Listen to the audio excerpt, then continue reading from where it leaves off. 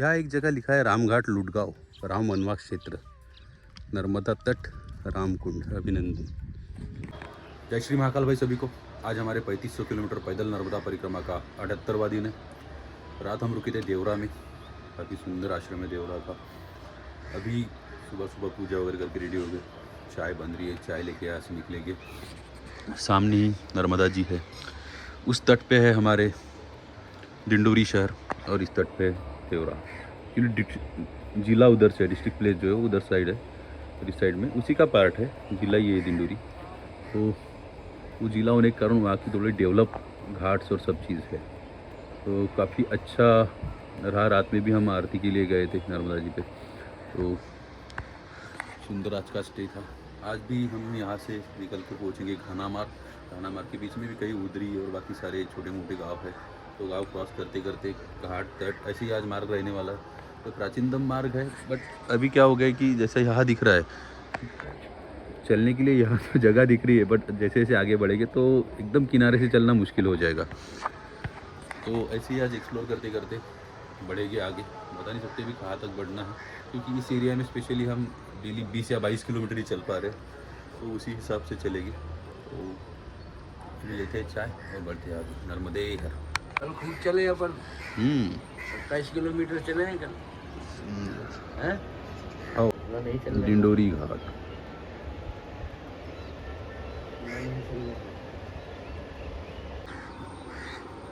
सुबह सुबह चाय का आनंद ले रहे भाई किनारे पे। फाइनली चाय मिल ही गई। चाय वगैरह पी के निकले तो अच्छा रहता है पूरा दिन। नर्मदे हर।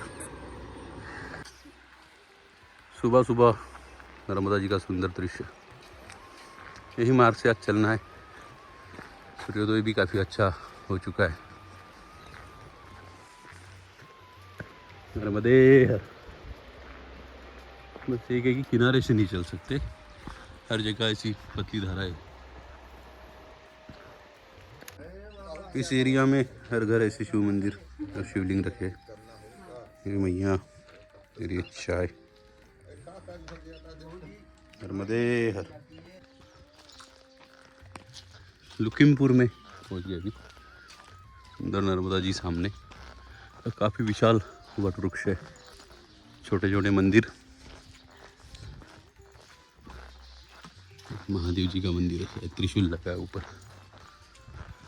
ओम नमः शिवाय। यहाँ हर जगह हर गांव में ये ट्रेंड है ही कि छोटे छोटे शिवलिंग आके अपने हिसाब से स्थापित कर देते हैं घाटों पे। ओम नमः शिवाय।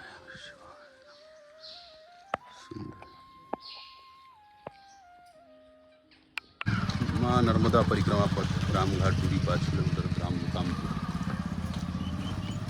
यही लुकामपुर है। डिंडोरी के इस क्षेत्र के गाँव काफ़ी बड़े बड़े हैं। जैसे अभी हम भैंस लगान नाम के गांव में, तो इसके पहले भी डिंडोरी ज़िले में ही थे, लेकिन छोटे छोटे गांव थे। जितने भी गांव मिले सब छोटे छोटे थे। अभी जिस एरिया में, मतलब तहसील भी इसकी डिंडोरी है और ज़िला भी डिंडोरी है, तो यहाँ काफ़ी बड़े गाँव है। तब 4000 3000 ऐसी जनसंख्या इन गाँव की। अभी बढ़ रहे आगे रामघाट की तरफ। और यह एक दूसरा ट्रेंड मैंने देखा कि हर घरों में मंदिर बने हुए हैं अपने अपने मंदिरों में, मतलब शिव जी की मंदिर, शिवलिंग स्थापित है हर घर में। काफ़ी सारे घरों में देखा जितने।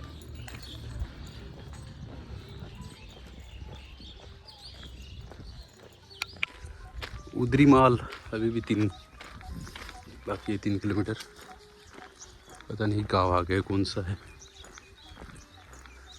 यहाँ एक जगह लिखा है रामघाट लुटगांव राम वनवास क्षेत्र नर्मदा तट रामकुंड अभिनंदन। अब ये जो कुछ चीज़ लिखी है रामघाट के बारे में, इसको शास्त्रीय कुछ बेस है या नहीं पता नहीं, वो ऐसे ही लिख के रखा है। कोई लिख सकता है अपने क्षेत्र का मान बढ़ाने के लिए रामघाट, क्योंकि काफ़ी जगह पे रामघाट पीछे भी थे। देखते ही यहाँ जाके इसकी भी जानकारी लेनी पड़ेगी। कुएं का पानी कुएं के बाहर आ रहा है, मतलब उसकी जो वॉल है, वॉल भी पानी के अंदर डूब गई है। लेवल बहुत ज़्यादा वाटर लेवल है पानी। लुकामपुर, भर्रा, थुर्रा, भैसनगांव, सभी गांव क्रॉस करते करते तो फाइनली पहुंच गए हम उधरी गांव में।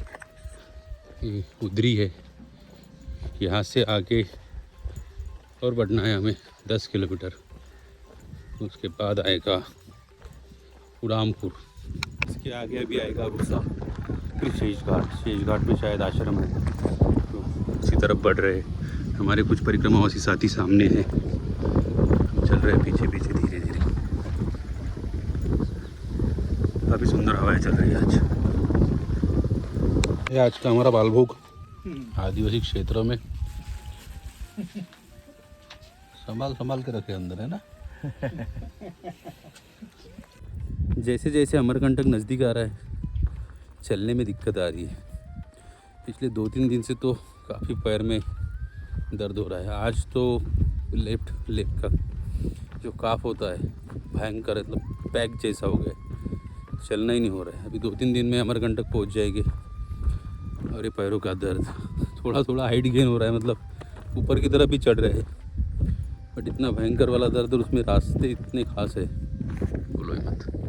अभी तो पहाड़ियाँ बाकी है, 2-3 दिन से कंटिन्यूस पहाड़ी चढ़ रहे हैं। पूरे परिक्रमा में ना कोई पेन हुआ ना कोई दर्द, बट अभी पिछले 2-4 दिन से चलना मुश्किल हो रहा है।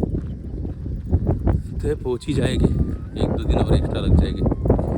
उसमें कम चल रहा है, मतलब ऐसा सोच के चले थे कि 25+ चलेंगे, बट 22-23 इतना ही किलोमीटर रोज चल पा रहे, नहीं चल रहे। धीरे धीरे करके पहुंच जाएंगे अमरकंटक। 3 दिन का अभी रास्ता बाकी है। अराउंड 70 किलोमीटर से यहाँ से है, 70-80 किलोमीटर, पता नहीं। कच्चे रास्तों में तो कोई किलोमीटर मार्किंग नहीं है, बट ठीक है, पहुँच ही जाएगी जल्दी। नर्मदे हर बोल के काम चल रहा है, नर्मदे हर। जैसे जैसे अमरकंटक नज़दीक आ रहा है, चलने में दिक्कत हो रही है। मतलब 2-3 दिन से तो पेन हो ही रहा है। ब्लिस्टर भी हुआ था हील में। आज सुबह से पता नहीं क्या हुआ, लेफ्ट लेग का जो काफ होता है उसमें भयंकर सा दर्द उठा है, पैक हो चुका है, मतलब चल भी नहीं पा रहे। परिक्रमा में ऐसा कभी नहीं हुआ कि मतलब किसी चीज़ का पेन या कोई दर्द। ब्लिस्टर हुए थे स्टार्टिंग में, बट उसके बाद नहीं। उसके बाद अभी हो रहा है जब अमरकंटक नज़दीक आ रहा है। यहाँ से 2-3 दिन में अमरकंटक पहुँच जाएगी। 80-90 किलोमीटर कुछ बचा होगा। सोचा था कि रोज़ का 25-27 चलेंगे, लेकिन 22-23 ऐसा ही चल रहे हैं धीरे धीरे करके, क्योंकि भयंकर वाला पेन है, चलना मुश्किल है। देखते हैं, धीरे धीरे हो जाएगा कंप्लीट। जैसे जैसे मंजिल पास आते जा रही है, उद्गम स्थल पे पहुंचने वाले हैं। और ये नया ही आ गया, पहाड़ियाँ है, कंटिन्यूस पहाड़ी चल रहे हैं, पथरीले रास्ते हैं। हो सकता है उस कारण से भी हो जाएगा, क्योंकि अभी पिछले जो 4-5 दिन थे प्राचीन मार्ग से हम चल रहे हैं अभी भी, तो इस मार्ग में काफ़ी कठिनाई है चलती वक्त। पूरे पथरीले रास्ते, कच्चे रास्ते, और किनारे से भी वैसा ही रास्ता। उसी कारण भी हो सकता है कहीं वेंस में दबाव आ गया हो पैर में या कुछ। चल रहे आगे, और पहाड़ियाँ है अमरकंटक की। अभी तो कंटिन्यूस पहाड़ी चल रही है मंडला से। अभी डिंडोरी में है पिछले 2 दिन से, तो डिंडोरी में भी वही, और रास्ते भी पत्थर वाले, बट हो जाएगा। नर्मदे हर करते हुए चल रहे हैं, स्मरण चल रहा है, आगे भी बढ़ेगी। नर्मदे हर शुरू ही है, पहुंचा देगी नर्मदा मैया मंजिल तक। वहाँ से ओमकारेश्वर भी जाना है। रास्ता कठिन है थोड़ा, क्योंकि हमने चुना है कठिन मार्ग। वहाँ से इसी वाला रोड भी था जबलपुर से, जो 227 किलोमीटर में वहाँ छोड़ देगा, लेकिन ये 100-125 किलोमीटर एक्स्ट्रा वाला रास्ता, वहाँ से 227 यहाँ से अराउंड 350+ बट आनंद इसी रास्ते में चल रहे हैं। धीरे धीरे पहुँच जाएंगे नर्मदे हर। पूरा बंजर एरिया है, वीरान, दूर दूर तक पूछने के लिए कोई इंसान नहीं। पेड़ भी है तो उस पर पत्ते नहीं बचे, बस पेड़ खड़े हैं। इधर भी है ऐसी कुछ मार्किंग लगी हुई है रास्ते पे। इसी मार्किंग को फॉलो करते करते आगे बढ़ेंगे। सामने भी मार्किंग है, ऐसे पेड़ है बिना पत्तों वाले, और पथरीले रास्ते एकदम खतरनाक। बढ़ रहे आगे, शायद खेत थे इन पत्थरों में चावल के, पत्थर बाजू में निकाल के खेत बनाए हैं। बस ऐसे ही मार्किंग्स लगी हुई हर जगह पे, फ्लैग्स टाइप। और ये है रास्ते आज के। आज दूधी संगम कितना दूर है ऐसे? हाँ वो झाड़, बाप रे। यहाँ से चले जाओ ज़्यादा, हनुमान मंदिर आश्रम। अच्छा हनुमान मंदिर आश्रम। हाँ। फिर वहाँ से भी दूधी संगम आना ही पड़ेगा ना? हाँ वहाँ से तो जाना पड़ेगा। ठीक है ठीक है। कितना 3-4 किलोमीटर होगा? नहीं है, 1.5 किलोमीटर होगा यहाँ चलेगा, देखते हैं। नर्मदे हर। से। नहीं तो यहाँ टाइम भोजन प्रसादी टाइम हो गया। जी जी जी। वहाँ जाते तो आप हमारे राइट हैंड पे भी हनुमान मंदिर जो वाइट कलर का दिख रहा है, वही यहाँ से करीबन 1.5-2 किलोमीटर होगा। काफ़ी दूर है, 1.5 किलोमीटर तो है ही 100%। और महाराज बोल रहे कि दूधी संगम 1.5 किलोमीटर है, ताकि वो पेड़ तो काफ़ी दूर है। बट हनुमान मंदिर में जाके फिर से दूधी संगम आना ही पड़ेगा, तो बेटर ऑप्शन की थोड़ा लेफ्ट में ही चलते हैं और दूधी संगम पहुँचते हैं।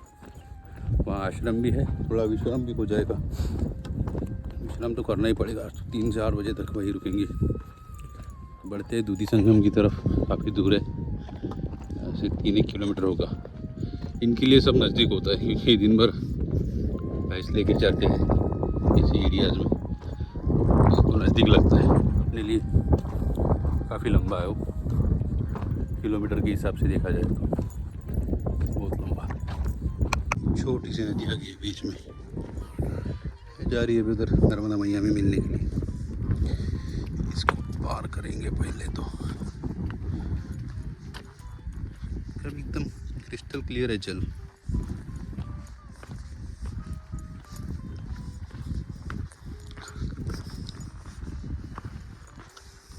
फिर से एक बार नाला क्रॉस करते हैं, आगे जा रहा है नर्मदा जी में।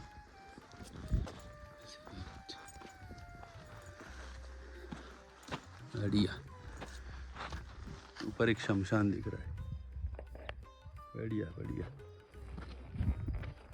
सामने नर्मदा मैया बह रही है पूरी, आगे पीछे शमशान। शमशान से शांत जगह कोई नहीं, एकदम शांति में बैठे हो, आनंद ही आनंद है शमशान। अच्छी हवा चल रही है। परिक्रमा की एक बात तो है, इतना कठिन मार्ग उतना अधिक आनंद है। कोई पैर दर्द तो कर रहा है, लेकिन फिर भी किनारे से चलने का जो आनंद है वो कुछ अलग ही है। फिर से चल पड़े भाई, आश्रम अभी थोड़ी दूरी पे है, 100-200 मीटर पे, वहाँ पहुँचेंगे, करेंगे आराम। सामने ही आश्रम दिखाई दे रहा है, वाइट कलर में है, कुछ दूर बढ़ते हैं धीरे धीरे आश्रम की तरफ।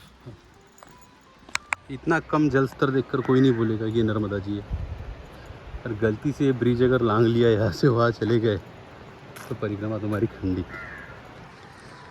और सामने ही आश्रम है, फाइनली पहुँच गए आश्रम पे।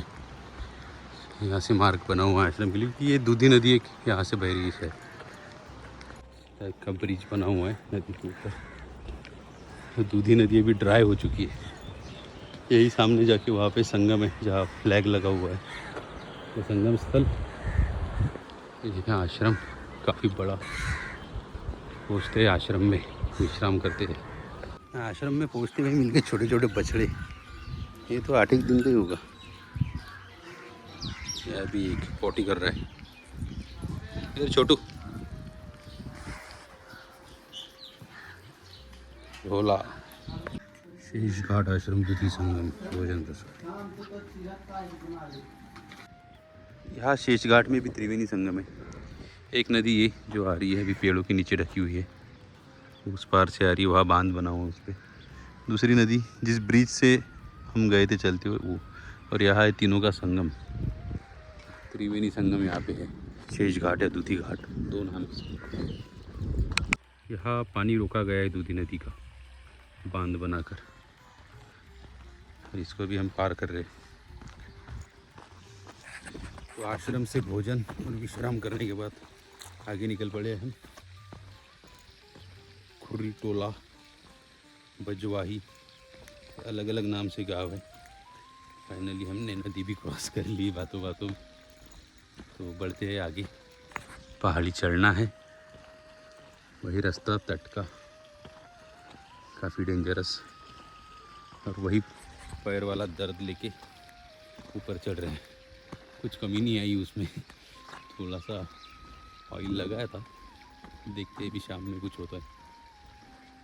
नर्मदे हर, एक टार रोड बीच में है और एक घर है, पता नहीं कहाँ से कहाँ जा रहा है रास्ता, पहाड़ी से होते हुए। छोटा सा टोला दिख रहा है, टोला मतलब गांव का एक पार्ट। तो जैसे एक गांव होता है तो उसी का एक टोला, बस्ती, जैसे बस्ती से बोल सकते हैं। फिर एक अकेला घर, बाकी सुनसान रास्ता। इलेक्ट्रिक लाइन गई है, मतलब इधर बड़ा गांव हो गई। जगह पे ऐसा चूना मार्ग का है, ऐसे एरियाज में कई जगह पे चूने से मार्किंग किया है ताकि रोड दिख जाए। तो अच्छा, तभी काफ़ी सारी पगडंडियाँ यहाँ से है, मतलब इस जगह में, इन पथरीली एरिया में। बट स्पेशली कुछ जगह ऐसे मार्किंग है, पत्थरों के ऊपर चूना लगाया गया है, तो उसे फॉलो करते करते हम आगे बढ़ते हैं। सभी परिक्रमावासियों को इस पे भी ध्यान रखना होता है। ऐसा ज़रूरी नहीं क्योंकि हर जगह ऐसे पेड़ या कंपाउंड या कुछ चीज़ नहीं है कि जहाँ झंडे लगाए जा सके या कुछ कपड़ा बांधा जा सके। तो ऐसी जगहों पर लगाते हैं चूना पत्थरों पे, एक रोड का मार्किंग हो जाता है। आज तो मेरे पैर की पूरी वाट लगने वाली है क्योंकि सामने भी पहाड़ी है ये, और कंटिन्यूस में चढ़ ही चढ़ रहा हूँ, चढ़ना ही है। ऐसे ही पैर काम नहीं कर रहा है, बहुत भयंकर दर्द है, और उसमें चढ़ाई। भगवान, कितना दूध देती है गाय? गाय कितना दूध देती है बोला? अरे नहीं देते हैं महाराज जी, कुछ भी नहीं, अरे आधा लीटर बस। बस। हमारे पहाड़ी देश में 2 लीटर भैंस देंगे नहीं, गाय न देंगे 1-2 लीटर दही नहीं सकें, नहीं देगी? बहुत गिलास खाड़ मिल गया कहाँ। अच्छा,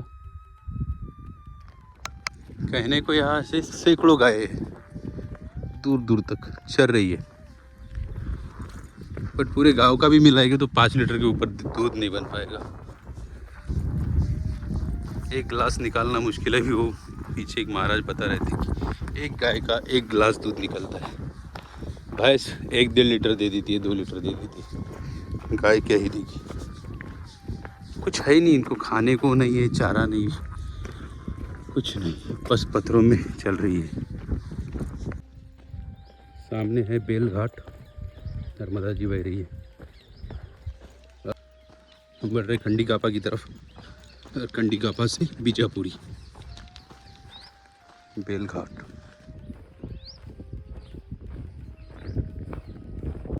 आज से कुछ ही दिनों बाद हम उस तट से चलेंगे। गाड़ियाँ तो चल रही है उधर से। अभी हम यहाँ पे है, 2-3 दिन में अमरकंटक पहुँच जाएंगे। पहुँचने के बाद तट परिवर्तन होगा, उत्तर तट से दक्षिण तट पे आएंगे, और फिर चलेंगे उस तट से, दक्षिण तट से। नर्मदा जी यहाँ पे उत्तर वाहिनी है, उत्तर की तरफ बह रही है। नर्मदे हर। कुछ ही दिन बाद हम उस तट से चलेंगे। अभी उत्तर तट में है, वो दक्षिण तट। 2-3 दिन में अमरकंटक पहुँच ही जाएंगे, उसके बाद उस पार से नर्मदे हर। काफ़ी सुंदर है, अलग अलग धाराएं यहाँ पे बनी है, बीच में आइलैंड ही आइलैंड बने हुए हैं। वाटर डेप्थ एकदम कम है, जल स्तर। साइड से भी आने के लिए अच्छा रास्ता दिख रहा है अभी से, मतलब किनारे से चल सकते हैं, वो साइड में भी आएंगे कुछ 8-1 दिन में, 8 दिन में जो कुछ लगेगा टाइम। बिल्कुल फाइनली पहुँचिए भाई खंडी कापा। यहाँ से बढ़ रहे बीजापुरी की तरफ। बीजापुरी है अराउंड 3.5 किलोमीटर से, यहाँ से यही रोड से शायद जाना है। मुझे लगा 3.5 किलोमीटर बचा है तो गांव का ही रास्ता होगा, सीमेंट वाला। फिर से कच्चा रास्ता लग गया है और यही रास्ते से भी जाना है बीजापुरी तक हुंडी कापा से। खतरनाक रास्ते हैं इधर के। अभी आगे और एक नदी टाइप दिख रहा है कुछ, उसे क्रॉस करना होगा। फाइनली सूर्यास्त के पहले बीजापुरी गांव में पहुंच चुके हैं। आज सुबह देवरा से निकल के बीजापुरी तक कुंदरी, लुडगांव, बर्रा, थुर्रा, क्या क्या गाँव थे, शेष घाट, जहाँ हमने भोजन किया। चले कुछ ज़्यादा नहीं, अराउंड 22-23 किलोमीटर होगा, बट जो डिस्टेंस था, मतलब जो रूट था वो एकदम ही ख़तरनाक था। पूरा पथरीला, कभी किनारे से, और आज पता नहीं मेरे पैरों में क्या दिक्कत आ गई थी, वो दर्द शुरू था सुबह से, अभी भी है। तो धीरे धीरे चल रहे। सामने ही आश्रम है, अराउंड 200 मीटर्स पे होगा यहाँ से। तो बढ़ रहे आगे आश्रम की तरफ। वहाँ जाके पहले तो फ्रेश हो गए, हाथ मुँह धोना है, पूजा करना है, पूजा के बाद करेंगे भोजन, उसके बाद विश्राम। मिलते हैं कल एक नए व्लॉग में, तब तक के लिए नर्मदे हर। मैं पहुँचती, भाई ने भी चाय दुकान पर। बीजापुरी गांव का एक सुंदर सा मिट्टी से बना हुआ घर, काफ़ी सुंदर। गेट बंद है उसका। लगभग 3 महीने बाद टोस्ट कर रहा हूँ। ये छोटे छोटे ये गांव में एकदम मिनी बीजापुरी गांव की आज भोजन प्रसाद।